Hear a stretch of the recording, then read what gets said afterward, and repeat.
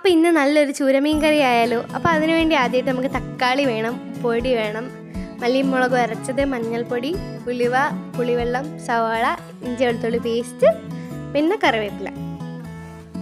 ഇനി നമുക്ക് നമ്മുടെ ചട്ടിയിലേക്ക് എണ്ണ ഒഴിക്കാം.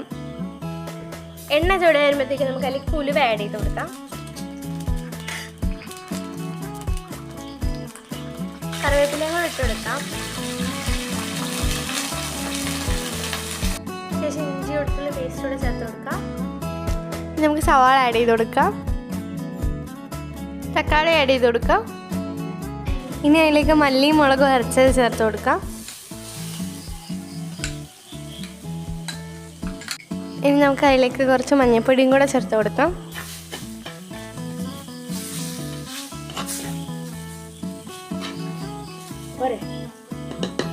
ഇനി അതിലേക്ക് പുളിവെള്ളവും കൂടെ ചേർത്ത് കൊടുക്കാം.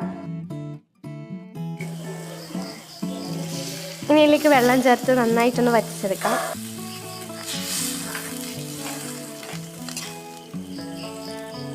ഇനി അതിലേക്ക് പ്രധാനപ്പെട്ടൊരു കാര്യം, ഉപ്പ് ചേർത്ത് കൊടുക്കാം.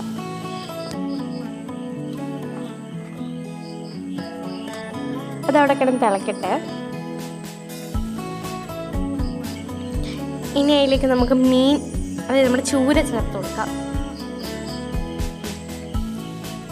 അപ്പം നമ്മുടെ കറി റെഡി ആയിട്ടുണ്ട്. ഇനി അതിലേക്ക് കറിവേപ്പിലയും വെളിച്ചെണ്ണയും ചേർത്ത് വാങ്ങി വെക്കാം.